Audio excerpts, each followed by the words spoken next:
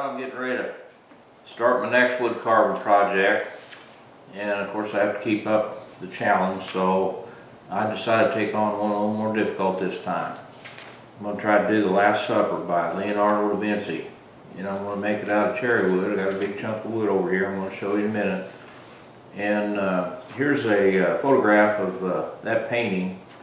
This is in the convent of Santa Maria del Gazzi in Milan, Italy. This painting is 15 feet high and 29 feet wide. It's in pretty bad shape, as you can see. There's a door been cut through the bottom of it there, and there's been several restoration attempts and over the years, and there's a lot of decay here. So some of the detail has been lost, and it's difficult to use this for a pattern for my wood carving. So I looked online and found several different copies of it. Here's one here that I'm thinking of using. It's a much clearer image. It's been some liberties taken here.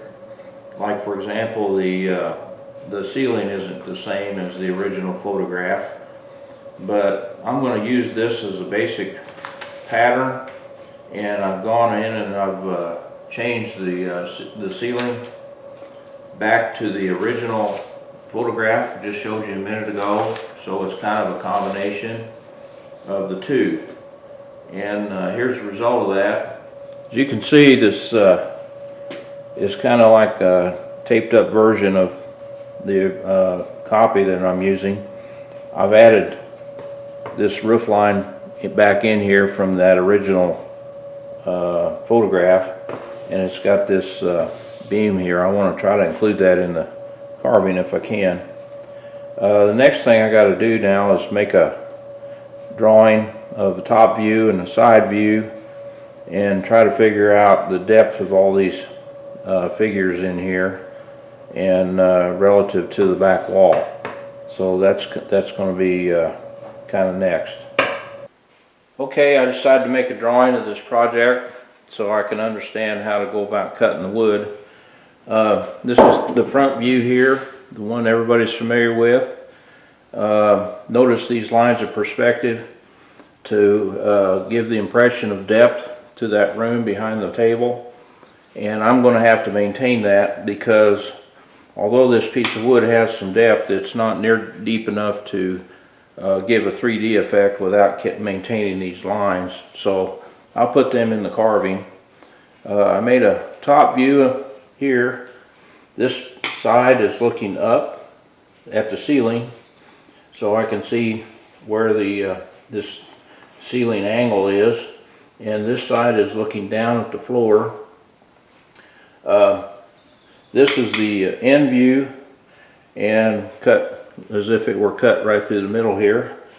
And I'm going to remove this section of wood, which is the table and people, so that I can complete the work behind the table, the rest of the room, all of this area here, and do that detail. I can get this way. I can get the angle of the roof and the angle of the floor. And these are the doors and windows, and they're going to go all the way through the piece. Then hopefully I can get some light behind it when it's on display, and you can see light through these openings.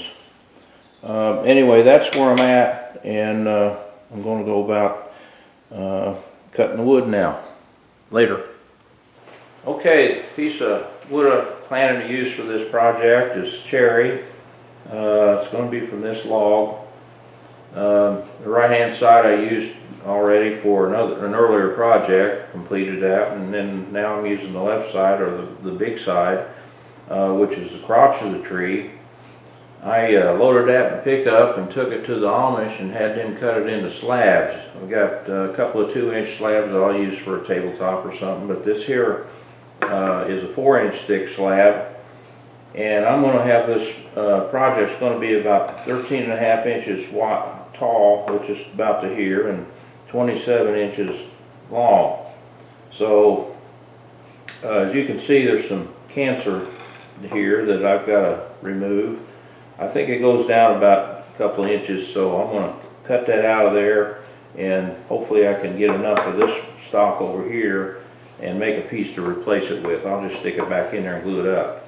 I'm planning to start at the underside of this thing, which is clear, and that'll be the front of the carving, and this will be the back. So this slab right now weighs about 80 pounds, so after I cut this down, it'll take about half that weight off of it, looks like. And then I'll go to squaring it up and making it flat and everything else before I start actually carving later. Okay, I thought I better catch up with to where I'm at on this blank before I do any cuts. I've repaired the cracks and other flaws in it using epoxy resin that was tinted to the color of the cherry wood when it's all finished, so it won't show too bad. It's all flat on every side's flat and every side's square, and replaced that cancer that was in it with some new wood.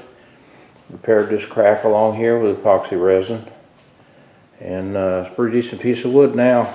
I'm ready to move on later.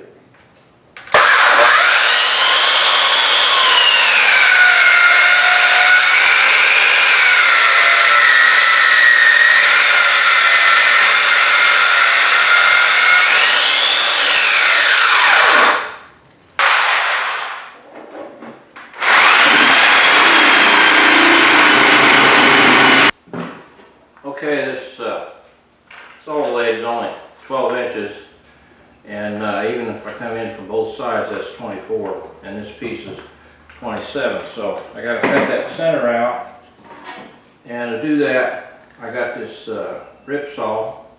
It's not to be confused with a crosscut saw. This is with the grain, so it's got to be a rip saw. And then cut right through. There's only a few inches in the center. You got to pull up. You have to do it frequently so it doesn't run out on you. Doesn't take much for this kind of saw. That's it. I'll go back to cutting with the other saw. Okay, I thought I'd better give an update on the project here. I've got the figures drawn in.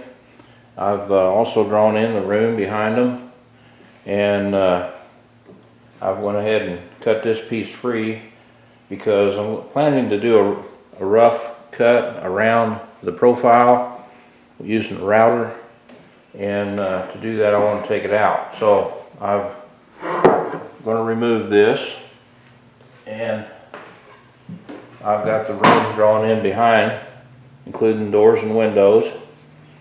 The floor is going to slope in this way, the roof's going to slope in this way, the sidewalls slope in this way. And I'm going to be cutting this back wall first using a router. I'll cut away all this section, and then this, even below this, about an inch below this surface. That'll leave 3/8 of an inch in the back, and then I'm going to cut these doors and windows all the way through. Now, to help hold the router and also to define where these floor lines are, see, this is going to slope like that, and this is out into space. So I've got another piece cut out of scrap. This is just pine, but I made this so I can support the router, and also I can define where these corners are so I can bevel the walls and the floor to that line. And that's where I'm at. Later.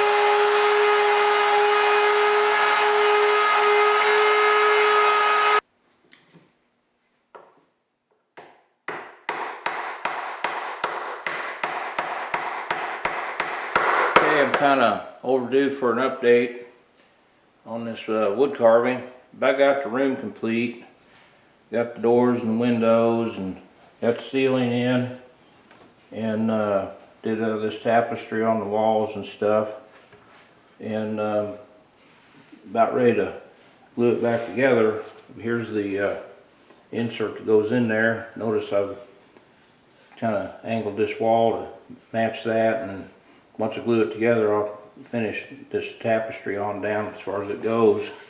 I've already routed out the profile of these figures here, so next is one by one, just start carving them in. I got to figure out where they are relative to each other on depth, but I'll figure that out. And then before I glue it together, though, I'll probably go back here and finish this room, because that'd be real hard to get to once I get it all glued together. Later. Okay, I've been carving on this piece of wood for quite a while now, and I think I got it to the point to where I'm ready to glue her back to the rest of the room. And notice I didn't finish the two ends, because I still need a place to be able to put a clamp and hold it down while the glue's drying.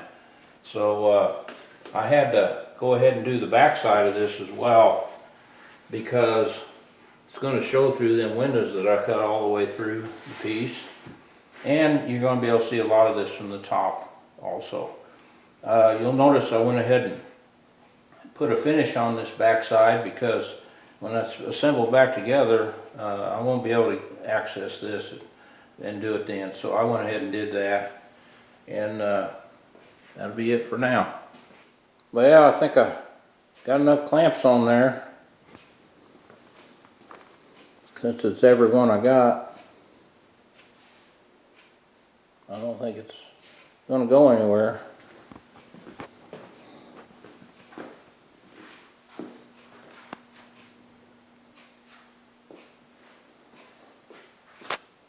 Now I'll let that set overnight and start cleaning it up. Okay, I thought I'd give a final update on this piece before I go ahead and finish it. Started this up in early April 2019, and today's Christmas Eve, so it's been quite a while getting to this point. As you can see, I'm working on the floor level right now. Not too difficult. After that, I still need to go in and finish this tapestry, bring it on down behind these people. This part up here wasn't too bad, just using a V-tool. It did get a little tricky now that I'm getting around these heads and stuff, but I'll figure it out. After that, I got probably a week or two of just going through everywhere and looking for tool marks and places that need sanding before I finish it. So to do that sanding, this is like a piece of 220 here. There's different grits for different things, but that's what we got here. And then I want to use a popsicle stick, and you just get in areas like that and just like push on that stick or push on that sandpaper, go in there and sand it. Works pretty good. You can get in anywhere you need to get with this. So that's how you do that. And so after that's done, I just got to put some finish on there. I usually use a coat of tung oil, let it dry for 2 or 3 days, and then I come back and put 3 coats of polyurethane on that. And that's just going to be this kind of finish when it's all done. And that'll be next. Later. Okay, I finally finished this project. Took me 10 months to complete. I don't know how many hours that is, but that's a lot of hours. Anyway, so this piece now weighs 20 pounds, and I've got a lot of wood off of it, but it's finished. Next is I'm going to have a series of photos, snapshots here to show more detail. Later.